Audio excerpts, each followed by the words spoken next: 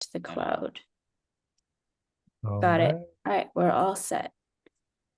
Let's go.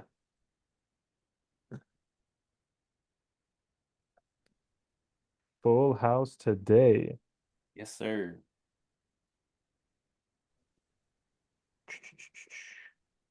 Yes, full house meaning like one person. Oh no, 51 people. Yeah, there's gonna be a ton of people on this call. Yeah.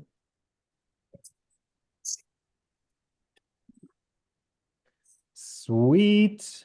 See some familiar faces. See some new faces. Good to see everyone trickling back in.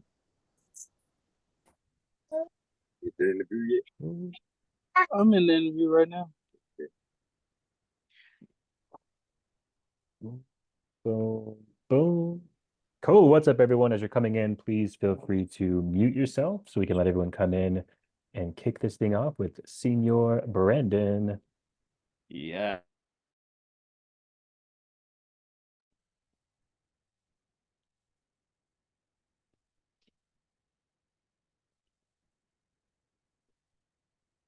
Brandon. Yeah, I got muted somehow. What's up, man? Diana, quick with the mute. Well done. Sorry. You're good. You're good. Cool. We'll give it a few more minutes. Yeah, you guys were just joining. Please mute yourself as you come in so we can give the floor to Senior Brandon. Myself and our excellent community manager, Diana, will be watching the chat. So if you guys have questions along the way, please feel free to drop those over in the chat, and we'll Yeah, get to those at the very end. yeah, just let me know whenever we wanna get started. Oh, man. Did you rearrange your shop? Looks different in the background. Yeah, this is just the filming studio, so it's not like the shop. Gotcha. Yeah, looks good, man. Cool. We're about 4 minutes after, so maybe we can go ahead and dive into it. Go ahead and pass the floor to you, sir. I think the big question here is, I got a traditional tattoo from you just a few weeks ago. Yeah. I know you still love your traditional, but see you doing more and more realism. So I'm curious, like, how did you get into sort of making that transition? Yeah, for sure. So for as long as I could remember, I've always been into trad stuff. It's just what I was kind of led to do when I was an apprentice. You know, it's a good starting point to kind of build up all the skills that you need. And then eventually I went to neo-traditional, which is starting to introduce more smooth blending, things like that, into tattoos. So I kind of got to the point to where, I was getting to a comfortable place with those things, and I didn't want to feel like I was getting stuck in the loop of just never growing. So that I noticed that my clients were wanting more of that. Like there was more and more people coming in for more realistic style stuff. And throughout the history of tattooing, that's been like the goal of a lot of people to get realism on them. So I noticed that I was kind of limiting myself on being able to make money and being able to do that with sticking to traditional. So I started to branch out and get into more realism. And I do love those styles. I always was able to look at those pieces and be like, oh, how did they do that? How is it possible to be able to create stuff like that? Um, and I took quite a while working on my skills before I kind of just jumped into it and let people know that I was doing that now. Um, yeah, so I really kind of enjoyed switching it up and giving myself something new to learn. I kind of work best in that kind of atmosphere. It's where I'm always kind of like pushing, always driving for more. And yeah, whenever someone wanted that style, or even a combo of like realism style mixed with like neo-traditional or traditional, I did the Hanya mask. I probably say that wrong every time, but snake combo with our private coaching student Phil that came to my shop. And that was like the first time I kind of saw one that I did, I was like, oh wow, like, all that practice really paid off. And it's really cool to do. Once we kind of started filming the realism course, I was able to have several tattooing 101 students come and get tattoos from me, which was super cool. because they were comfortable being on camera, all of those things. So it didn't get awkward with, 3 or 4 cameras all up in your stuff 24/7, because it could be weird for sure. Mhm. Yeah, and I was just able to tattoo those tattoos for the realism course with students, which was also a cool thing to meet other students. So it was a win-win Yeah. for sure for the community. That's killer, man. Yeah, and it's insane, like how quickly like your realism stuff got like in such a short period of time from it was already good to start with, but now it's like Yeah. crazy next level. I know that, we having thousands of students go through Artist Accelerator, and even if you come to your shop there in Tennessee and work with you privately, um, it feels like for me, like the number one problem I hear the most is like realism feels out of reach. Like it's Yeah. like this thing you got to dedicate 50 years of your life to master. Um, is that true? And if so, like what are some other maybe problems or frustrations that some of these guys are facing? Yeah, so I think it's just, as a tattoo artist, you see this end goal of, everyone's like, realism's that end goal, right? It's like the Yeah. golden ticket at the end of the road. If you could do that, you've made it. And realistically, now that I've got into it, it isn't that for me personally. Like, it wasn't Mm, this crazy different thing that you had to have like all this top secret knowledge to be able to do. It was like you use the same fundamentals that you use in every other style, but put them together differently to create a mm. realistic design instead of having line work. Um, so whenever I started getting into it, I was super nervous and like, oh man, this is really scary. But then I kind of looked at my first one, the second one, and I was like, the hype isn't there. Like, it's not as hard as you might think, if that makes sense. Yeah, that might answer the first question coming in from D Baby is he asked, is realism harder than most other tattoos? And you're saying that it's not. It's the same techniques but used in a slightly different way to create Yeah. realism. Like, if you have the fundamentals down, you are able to cleanly shade. Have the correct tools is another big one. Sure. Like using the appropriate needle sizes, all of those things. Then realistically, you're just going back on the fundamental skills that you need to be able to do any tattoo. Mm, yeah. So we talk a lot about, obviously bug pins and like different strokes and things like that, but I'm curious, like how much of a difference does the equipment make? Like, do you have to have like completely different setup, or what are your thoughts around that?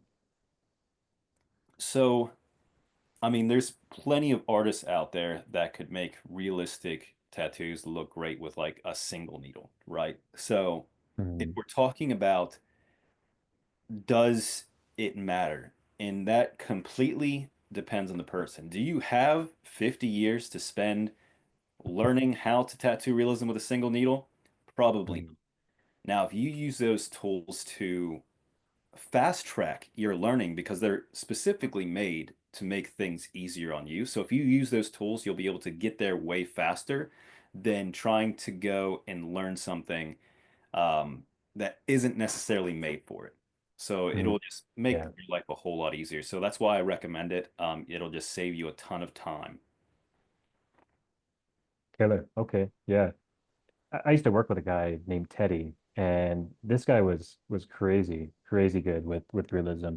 And he was even like next level. Like he had gone to, fine art academies, graduated with a BFA, and he would freehand a lot of his like realism designs. That's not most people. That's like the very small minority of Yeah, people. I would say even less than 1%. Like, Yeah. Yeah. So yeah, so it sounds like for what was that? I said that's wild. Yeah. I mean, probably one of the only guys I've seen be able to do that.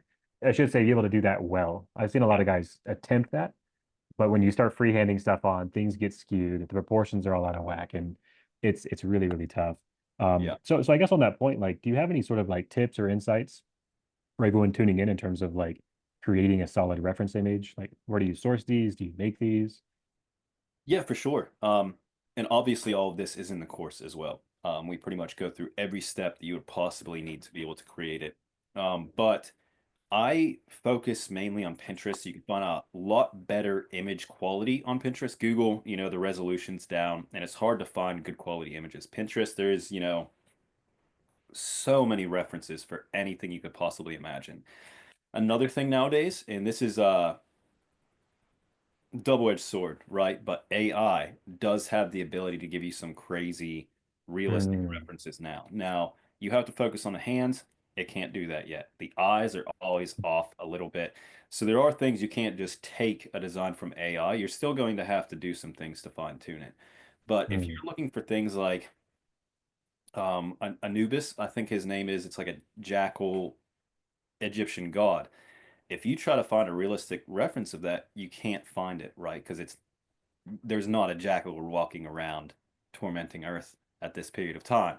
So, um, AI is where that kind of comes into play, to where it could make a reference look very realistic for something that doesn't exist, which is mm. cool. So, I will use that sometimes, but if you're just looking for like, lion or flower references, Pinterest is just where to go.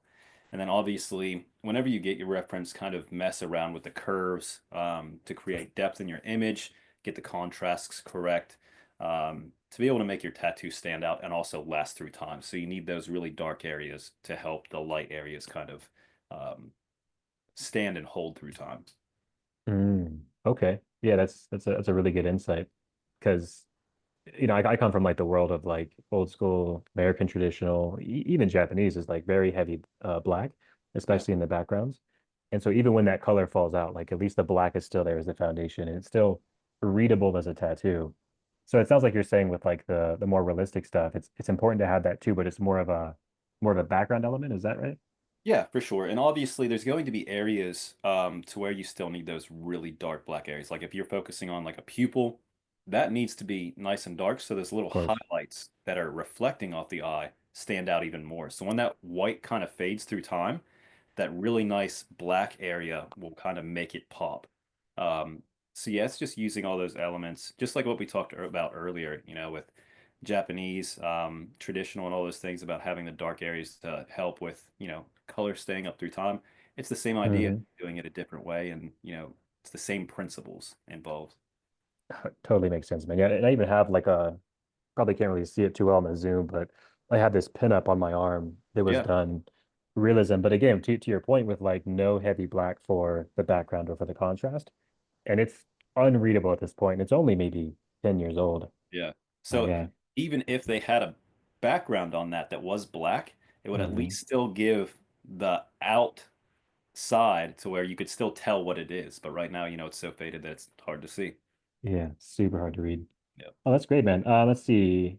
I think this kind of ties in with Kat's question here too. Does having a background in using things like grayscale and charcoal pencils make realism easier? Yes. So it will help you kind of understand tones, which I believe is important. Now, being able to fully render a design by hand, not necessarily. Like that is a different skill set completely that's honestly way harder than tattooing realism. If you could just look at a realistic reference and draw that by hand, that is another level on top of this realism. That's like kind of doing it Yeah. freehand, which is another spectrum. Hmm. Realistically, with tattooing, you take a reference, you make the stencil off that reference, so you're not free drawing anything. You don't just do it off memory, any of that stuff. You're using the reference to create all those things. So it's not something that you necessarily have to be able to just be able to do, but it is beneficial for you to get an understanding of what tones work together or kind of how to set up your designs to where having the contrast correct, having those darker areas. So it is really good to understand those things. And if you have a background, it's going to be easier for you. But it's not something, let's be serious, that's going to take 5 to 10 years to kind of get down, being able to do things like that. Yeah. If you wanted to get into realism, I wouldn't recommend focusing on that. I would focus on the tattooing aspect and being able to Mm. put in smooth shading, use the tools, because you'll just get there way faster. And there's so much money to make when you could get realism down. Yeah, it's a really good point, man. I think that's the big distinction that you're sort of like, or at least what I'm hearing is like it's the whole angle for this past month has been simplified realism.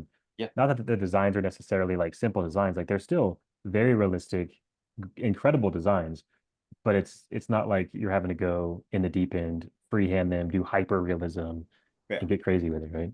And that's a subject that actually would be probably good to touch base on is the difference between hyperrealism and simplified realism, right? Mm. So with simplified realism, you think of it as different hair strands and how the hair naturally kind of falls together while making the shape instead of every single hair strand. Um, so I'm sure everyone's seen hyper realistic tattoos out there. Very small chance of seeing like healed a year later, 5 years later of hyper realism, Yeah. because naturally through time we cannot change the body's anatomy. Those inks are going to expand underneath the skin. All those little tiny different hair strands eventually are going to blend together anyway.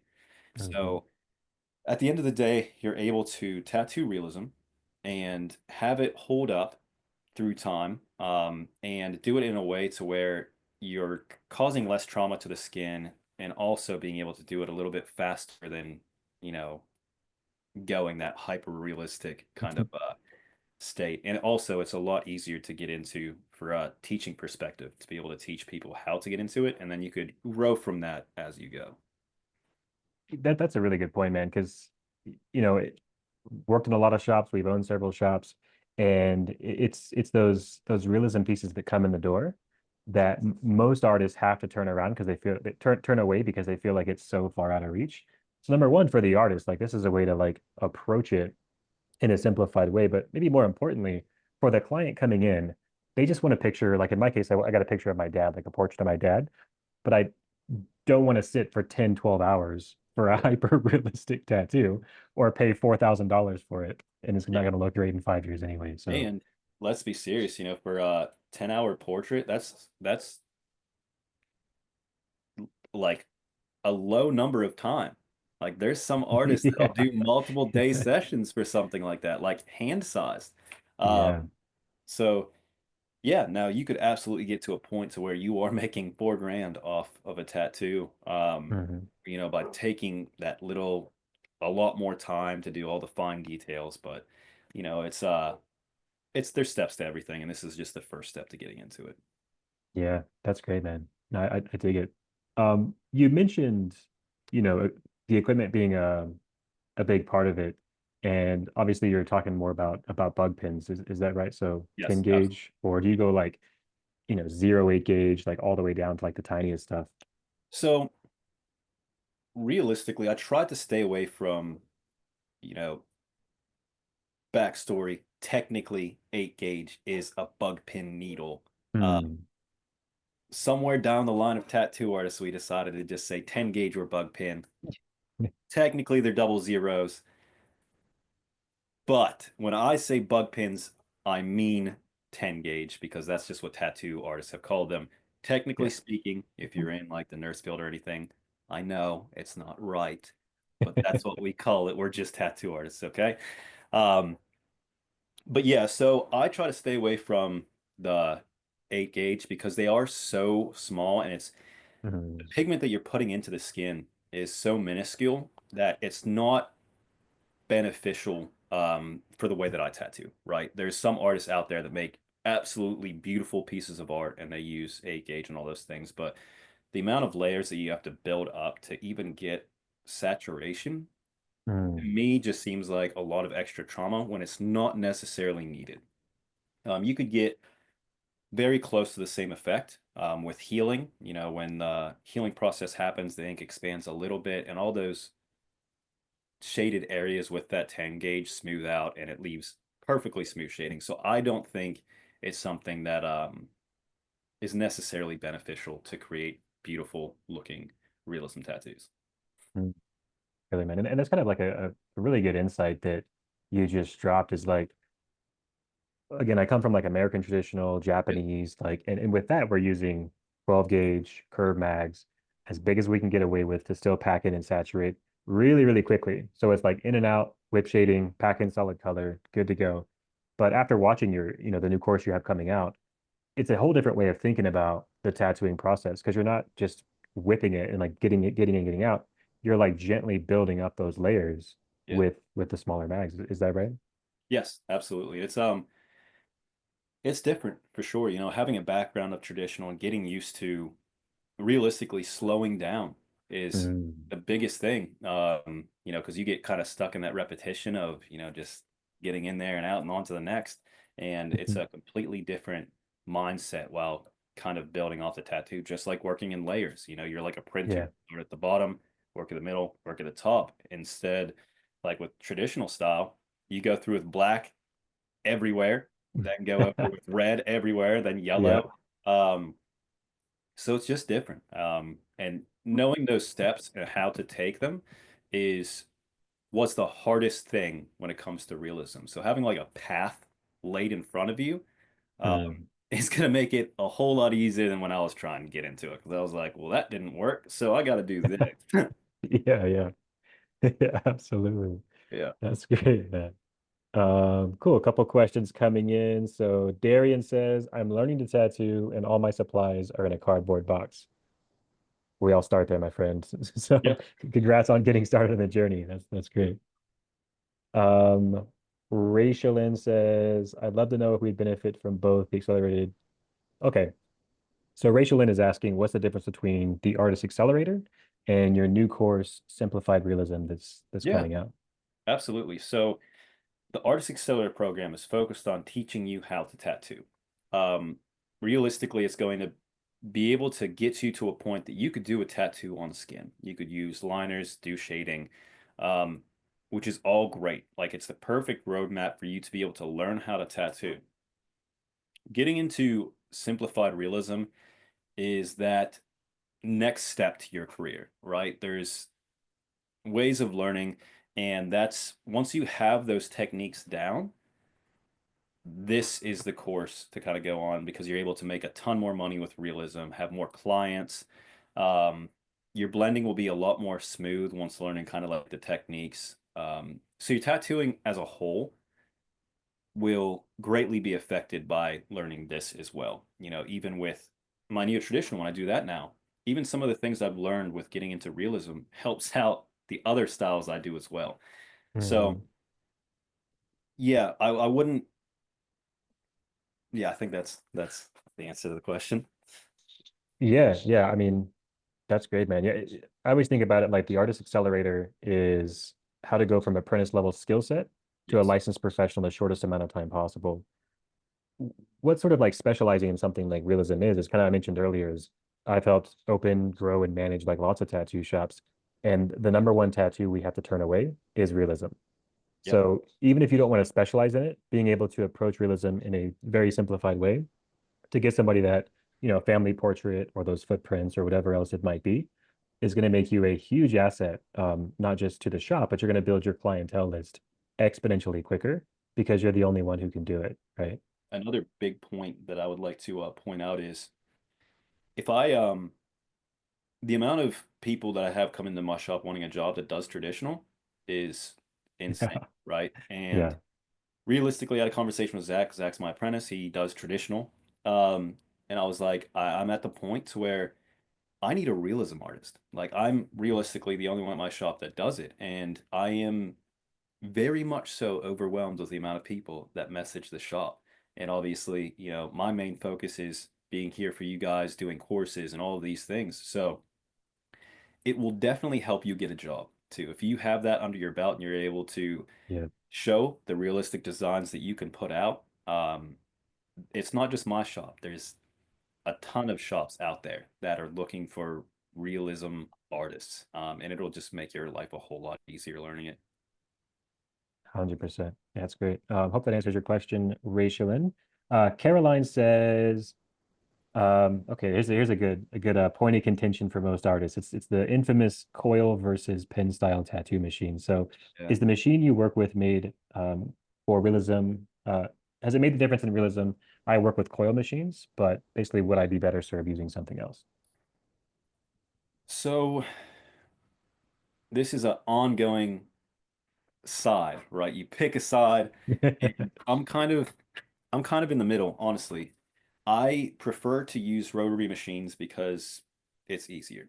I could spend less time focusing on being a machine builder, machine tuner, all of these things that take a lot of my time. And realistically, time is the most valuable thing in my life. So I prefer to go rotary just because it is easier. Does it cause more trauma in some cases? Absolutely. Does that affect the way that the tattoos heal? Not if you do it correctly. So it's a give and take. As a whole, I find that traditional style tattoo machines do lines easier. That doesn't mean that you can't do lines with a rotary. It's just picking the correct rotary that works for you. Your hand speed has the right, a lot of factors go into that. With realism specifically, you know, we a lot of artists had to use them back then. You look up any realism artist right now, most of them are going to be using rotaries, Yeah. um, because it's very easy to choose one with the stroke, the way the machine is made, it hits soft, so it's not causing a ton of trauma. And the amount of things that you would have to know, like I have worked on machines, my mentor completely ripped mine apart, made me put it back together, all sorts of stuff. Mhm. If you told me to tune a traditional machine for realism today, not a chance. So I choose rotaries for that reason. It's just a big time saver, Yeah. and that's just the way I go. Yeah, agreed. I see the same thing, man. Like most people are using rotary style machines these days, especially for realism. Um, but let's see, Caroline. I mean, there was a point in time when people were doing realism tattoos with coils, so it's definitely possible. It does sound like Brandon's saying it's easier with rotary style machines, but if you're comfortable with coils, people have been doing it for decades and decades. So Yeah. cool. A very sort of specific question from Jalen is asking basically, how do I use bloodlines for my realism tattoos? Yeah. So there's a difference between bloodlines and kind of there's two sides of bloodlining, right? So there's one side to where you're doing it that day and you're using distilled water or witch hazel to dip into to be able to create the lines to where the blood comes to the surface and you could see all the areas to where your stencil is going to wipe away or your stencil is wiping away. So you're implementing that to be able to see where your stencil is for the tattooing process. You don't use any ink on the needle and it just gets red and inflamed in those areas. So you could see all those shading points and you're not losing it on the stencil. There's also a way to where you either, depending on like the skin tone and everything, you use like 1 drop or 3 drops of black in your witch hazel or distilled water. And what that does, if you're doing a big back piece of realism, you could go in there and do these very light gray wash lines. We'll call them gray wash lines so we kind of get the ideas down. So through healing, you're still going to be able to see them, but it'll be so faint that when you put the shading over top of them, they will disappear and blend in naturally with the tattoo. So those are two kind of ideas of ways to do bloodlining, but at the end, the reason to use them is because your stencil is going to disappear. So that's kind Mm, of the implement of using bloodlines. killer. Yeah, totally makes sense. Um, Here's a question from iPhone 7. So I apologize, I don't know your name, but Where's iPhone iPhone 6 at? iPhone 7 is asking, I'll kind of like paraphrase their question here since I'm not sure who asked it. But basically, does it matter, for example, like you're doing a portrait, would you necessarily start in a certain part of the design, say start with the eyes or the darkest part first, or do you just go laser printer from, bottom to top to protect your stencil? Laser printer all the way. You always Cool. start at the bottom. Realistically, with every tattoo I do, it doesn't matter about realism. It doesn't matter if it's traditional, neo-traditional. I'm always going to start out the bottom. And that is 100% reliant on your stencil is only there for a certain amount of time. And once it is gone, you are shit out of luck. Uh, Yeah. so yeah, realistically, always start at the bottom. You'll see that the way my brain works, some artists will go through and kind of like work on the little sections building up. I naturally kind of find myself drawn more into like the three-step method, so like bottom, middle, top. Mhm. So I will kind of work as a layer, but in three sections instead of like separating it in little individual strands. That way, the reason behind that is I could step back a little bit, look at my reference from afar, and be able to see like, okay, this area needs to be a little bit darker. So that way I have bigger sections to kind of look at and be able to naturally pinpoint the areas that I need a little bit more depth or, I really need this highlight to stand out. So that's my reasoning behind it, but you definitely want to start at the bottom and work out. Great answer. That's great, man. Let's see. Another question from the Apple devices. This one is from iPad. So iPad is asking, um, again, I'll paraphrase since it's more or less anonymous, but they're asking, would color realism look better over time versus black and white? And then I would add to that, what is the sort of like increased level of difficulty moving from a black and gray realism piece to a color realism piece? Yeah, so first off, color is always going to fade way faster than black and gray. Um, it also depends on the color, right? If you like my skin tone, I don't keep yellows. Reds are okay, but they kind of fade to a lighter red. And there's so much extra knowledge involved with color and working with different skin tones and Hmm.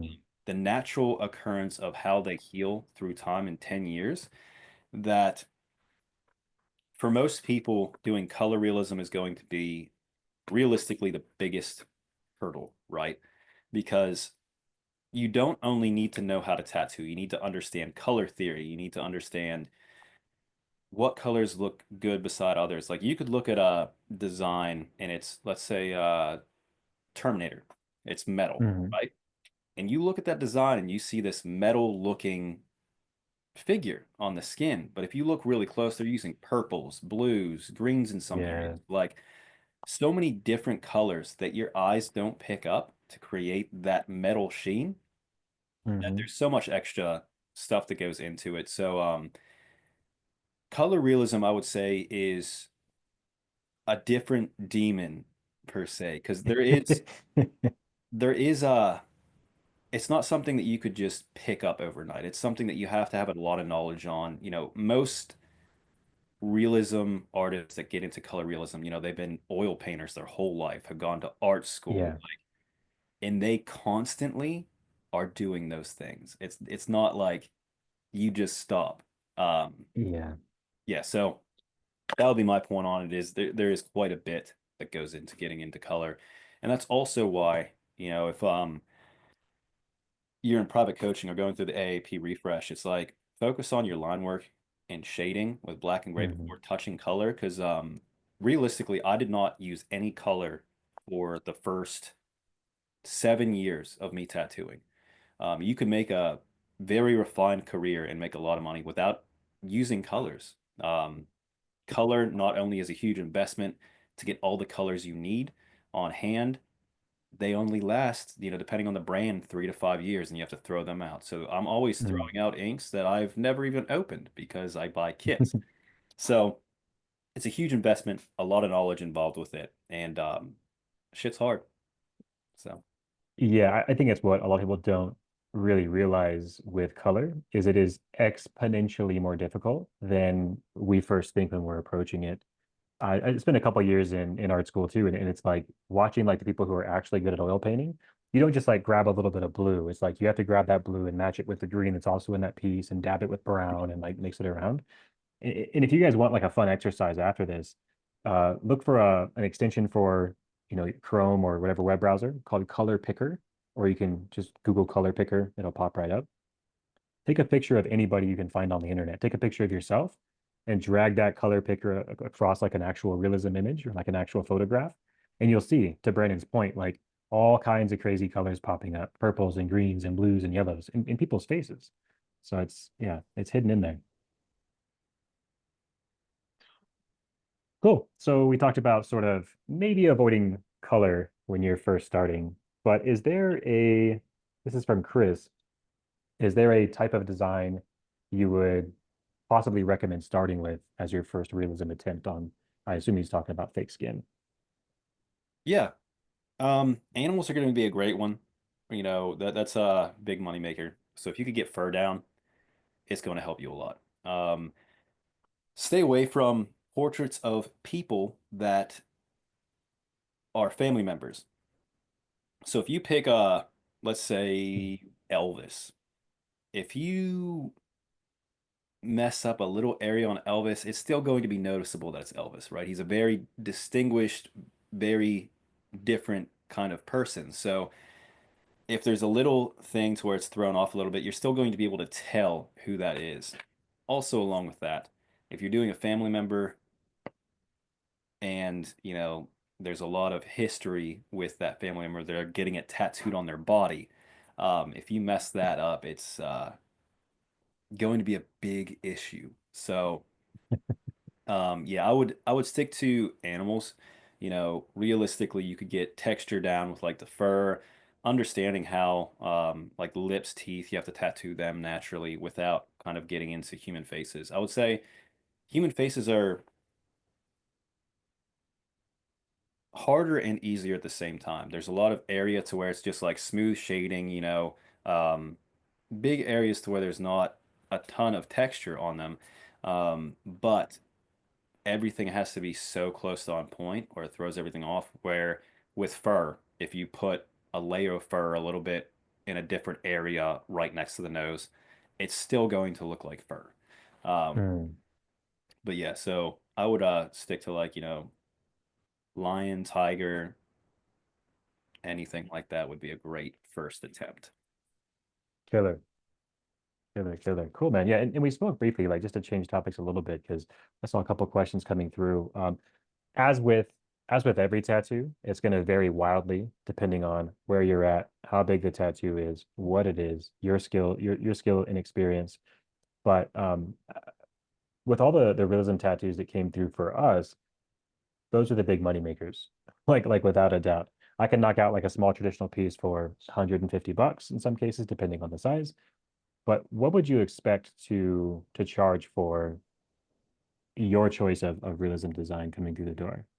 Yeah, so realistically, if you're doing realism, you're kind of taking up an area of the body. You don't want to do it super small, or it's not going to keep all the natural elements in it to hold up through time to make it look good. So we're going to talk about the size of a sheet of paper would be my choice of size for doing a realistic design. And everything Okay. I've done in the course was that size. Wow. So for something like that, you know, it took me 5 to 7 hours each time, depending on what you are hourly. You know, I'm 200 an hour to my clients. If you're first starting out, you know, you choose like 50 to 100 an hour. But even if you're at that low end, let's say $100 an hour, 5 to 7 hours, that's $700 a day. That is pretty good, you know. Yeah. Uh, so that's a kind of a roundabout of what you could make. And instead of having to draw up 6 different designs to make that same money that day, you were doing one. Yeah. So it's just a whole lot of saving time on the drawing aspect, setting up aspect. You don't have to set up 6 different times and use all those extra cartridges. You are going to use more for realism, but it'll still save time and money at the end of the day. That's great. And the thing that I always liked about realism too, just watching my friend in the shop, Teddy, doing it, is he's not necessarily like having to like we all like the creative aspect of it, but if somebody comes in and asks for, like you said earlier, like a portrait of Elvis, I don't have to think like what does a portrait of Elvis look like and sit down and spend a week Yeah. with it and draw like I just look it up and then print it out and make my stencil, make my reference. So Yeah. a ton of time saved drawing for sure. Yeah. Um, cool, man. Another equipment question coming through if you're up for it. It's like I missed this one, but Rachel says she always sees a 3.5 millimeter stroke recommended. Is that true? And if so, why? Yeah. So, you know, a lot of artists use 3 millimeter stroke too, and that's fine too. So the shorter the stroke, realistically, the less trauma it's going to do to the skin. The higher the stroke, the more power it's going to have, and it's really kind of like powering into the skin. So I like 3.5 because it's perfect middle ground. I still have the power to be able to push my 27 curve mags and those bigger mags, but not too much power to where it's really going to overwork that area and cause issues with healing. So I like that middle ground for that reason. It's just the perfect middle ground that I'm able to effectively use all the tools that I use without putting too much in there and just overworking the skin. Then you have problems with scabbing and, extra issues where it will fade more naturally. Gotcha. Okay. Quick comment from Heather says the accelerator course is worth taking for beginners and refreshers alike. Oh, appreciate you, Heather. Yeah. We answered this one, Jalen, about background. We answered this one. Oh, we're getting down to iPhone 3. We had iPhone 7. Now we have Oh, iPhone 3. sweet. So we're getting there. We answered that one about color. Here we go. iPhone 7 again asks, do you need to have more than one machine for realism, or just having different cartridges is enough?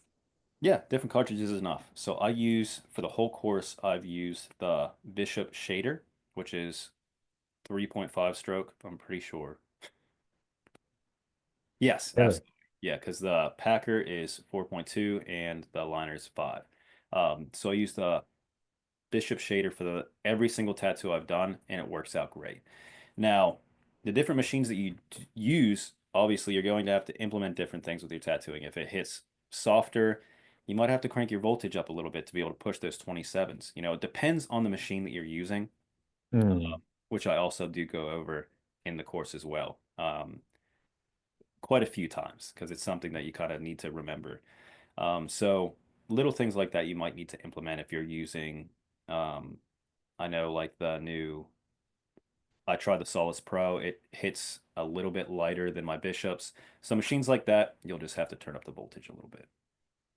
Gotcha. Killer. Angelina, I think we answered this question, tattooing top to bottom.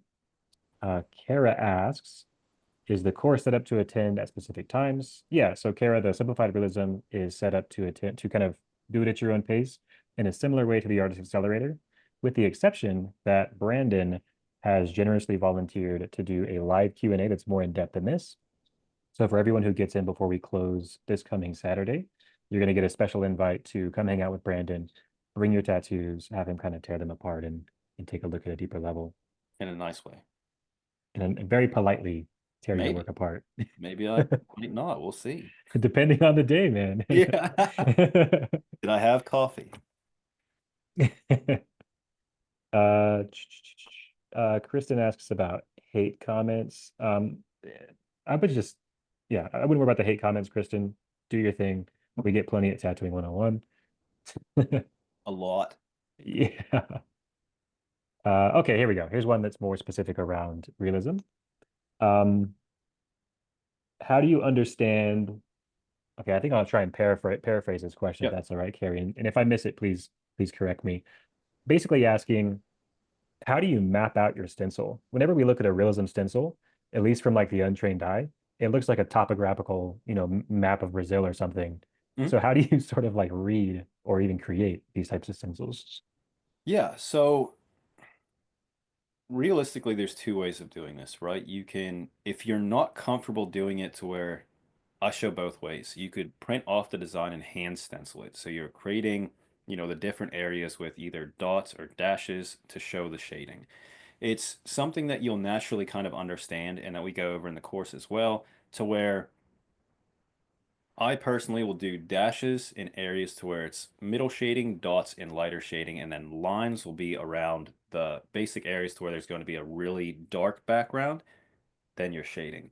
So you're kind of setting it up in a way to where you naturally will understand what these things mean. Now, if you're doing it on Procreate, it absolutely looks like a mess. When I was doing this course, Zach would come in and look at the stencil and he'd be like, "How do you read that?" And I'm like, "You just do." But whenever you are the person kind of creating it, and you don't just look at this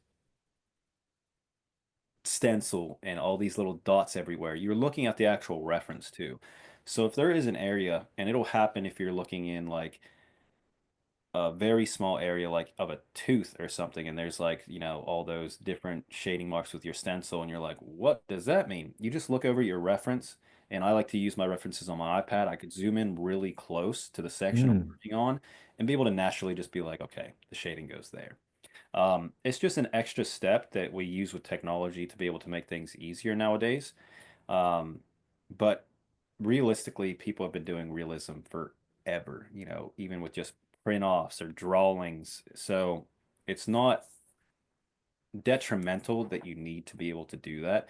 It will make your life easier. And realistically, I keep kind of going over this in this call, but time is money and time is everything. So if you could save some time being able to use and implement technology, it's going to help you out in the long run. Heather, yeah, great answer, man. That totally makes sense. Hopefully that answers your question, Heather, as well, in terms of Brandon's dash lines and dots. Cool. Okay. Here we go. Another point of possible contention from artists worldwide. What are your thoughts personally, Brandon, about adding white to your gray wash? Yeah, so it's something I will do if I'm doing black and gray with Neotrad because it gives it an extra look, right? Neotrad is normally done with color, so when you do it in black and gray or like a opaque gray style, it just looks good. Now, when you're going into realism, it does have a different look with healing, you know, with the steps of naturally healing and going through time, white fades quite a bit. So if you are doing your tattoo with pigment of white, even those dark areas to where you think are going to be dark, 10 years down the line are going to lighten up a lot more than just a gray wash because it's not like the very liquidy black in there. You're working with opaques and, pigments of white. So it will fade a lot more over time. So I don't do that for realism. Now, yeah, another subject completely, but the reason I do that with Neotrad is just the fact that I have my backgrounds dark like I do with realism, but I also have the line work to hold it up through time and, a lot of other things involved to help with that. But you don't have line work with realism. True. Yeah, 100%. Cool. Let's see, just monitoring the comments here, make sure we get everyone answered before we run out of time. Kristen said she just formed her first LLC, has been Nice. posting on Instagram to get her name out there. So congratulations. Awesome. Oh, Kirsten, sorry, mispronounced. Yeah, well done. A couple of questions coming in, man, about we have in a slightly older seminar done by a different artist, a guest artist, Patrick. So a lot of questions coming in around what's the difference between Patrick's old seminar and Simplified Realism that is your new course? Absolutely. I actually watched that course whenever I was going through. We were just watching over it and picking out little things with like volume and stuff. The difference is his course was really good if you have a basic understanding, right? Um, so this one specifically set up with like extra drills and really starting from the very beginning of learning how to do realism. Um, his is great if you have a basic understanding or you're being like understand all the processes involved of what mags to use, all those things, because it kind of just jumps into the tattooing process and like some of the techniques he uses, he just explains them and is great if you already kind of understand the techniques he's using. But in this course, I go over how to do those techniques, what to use to get those techniques done. Let's say with texture. So on the top of like a wolf, on the top of his nose. In areas like that, you almost use more of a stippling effect to create that texture of little tiny fur dots instead of, going in with a mag because you want to give those extra effects and have them hold up through healing. So it just goes more in depth on everything that you need to know to get into it. So it's better approach for someone that's wanting to get into this style. Gotcha. Okay, so more of like a not introduction, but more of like an in-depth A to Z versus in the deep end of here's how to do realisms. Yeah. Okay, gotcha. Yeah, totally makes sense. Yeah, and for you guys who were asking for it, there is a promotion. Brandon's taking $200 off until Saturday morning, I believe it is. I'll drop the link in the chat. And of course, if you get in before this weekend when the promo kind of wraps up, not only do you get the discount, but you also get a live call with Brandon where you can bring on your work, do another Q&A like this and kind of go back and forth. really try and like revise and refine your own style in real time. Ton of other bonuses and stuff like that too. If you guys want to click, just dropped it in the chat. You can check that out. And then looks like a few more questions came in here. Yeah. Okay, so Carrie wanted to clarify her question and said, thanks for your answer on sort of creating the stencil. But now it's more so, how do I actually take it from, my iPad and Procreate and put it on the skin? Yeah, so with Procreate, I use the inkjet printer that has the ability to fill up the actual ink thing with stencil ink, and then I can just print it off. If you're not doing it that way and you're using the old Thermofax, you can do the stencil on Procreate. So you just have the image up, you're going over it with red to create like the individual lines, all the shading marks and everything. And then you just print it off just with that line work and then run it through the Thermofax machine. So there's two different ways to do that. Both work very well. And I still use both to this day. Sometimes my inkjet doesn't like me that day and just doesn't want to print stuff. So then I just do the other way and it works fine. Um, so yeah, it doesn't matter which one you kind of use. I prefer the inkjet because it's just so much easier. But either one works fine and I still use both to this day. Killer. Okay. Okay. Hopefully that answers your question, Carrie. If not, please reply in the chat and we can get you answered up. Let's see. Okay, this one might depend on, of course, the size and the complexity of the piece. But iPhone 7 is back again with a question. Appreciate you, iPhone 7.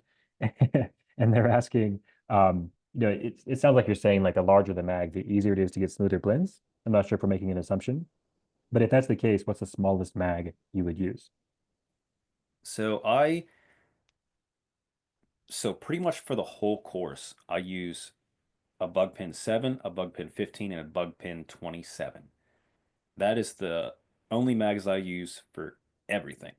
And I kind of made it that way so you don't have to go out and get 16 different mag sizes and all these extra cartridges that aren't needed.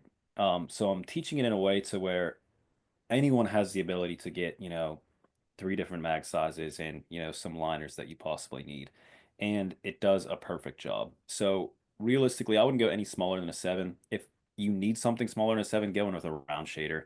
Because realistically, the really small areas are going to be more than likely solid black, like in the middle, in the nostrils of a nose, or the pupils of the eyes, or little areas in the ears, or texture things, to where it's better just to use a round shader in those areas anyway.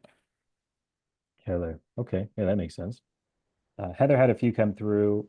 Maybe I'll just pick out the ink saturation one since I think that's applicable to everyone else on the call. Basically, we hear you sort of saying that with the simplified realism process, you want to sort of build up your tones or build up your layers of the tattoo to get that realism effect. How do you sort of prevent, overworking the skin or damaging the skin when doing that? Yeah, so it is understanding how skin works. This is something that obviously everyone has different skin types. There's processes involved to be able to help out with that. Um, you could tell your client to put lotion on before coming in for the tattooing process. So, how they would do numbing cream, put lotion on, wrap it up. That'll help hydrate the skin and have it so it'll be able to take more trauma and the ink actually goes into the skin easier so you don't have to go in with overworking the skin. Now, with that being said, skin is pretty resilient, right? If you are not going in there and really traumatizing it or just going over an area a ton of different times, if you're just working up the tip of your needle and just very smoothly brushing it, because with realism, you're not thinking of your cartridges like a tattoo machine. You're thinking of them like paintbrushes. So going in there with like light strokes and, just really building up things with time.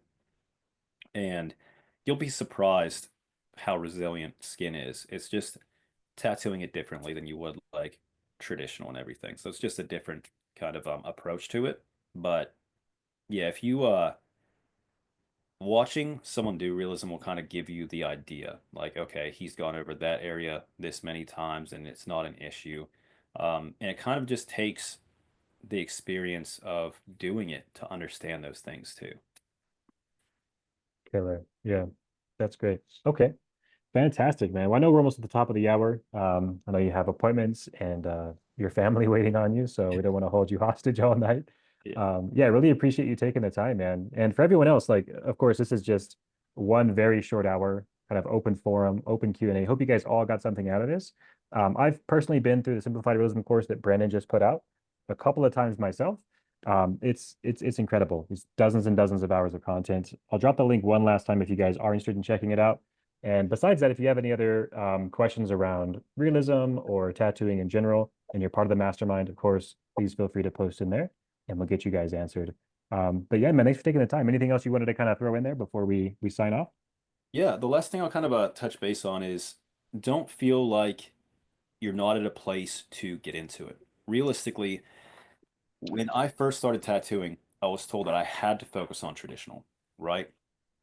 And the amount of time that I took to build up clientele, focus specifically on traditional, I could have fast-tracked my tattooing and my income a lot more if I realistically didn't listen to that advice, right?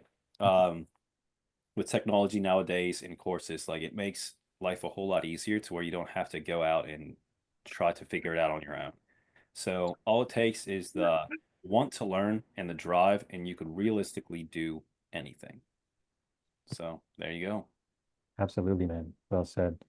Cool. Well, good to see everyone on the call. And Mr. Brandon, leave an open loop for everyone else here. I will see you overseas in a couple of short weeks. So Yeah. looking forward to that, you guys. Yeah, for sure. Super cool. Cool. Thanks, everyone. We'll see you soon. There, everybody.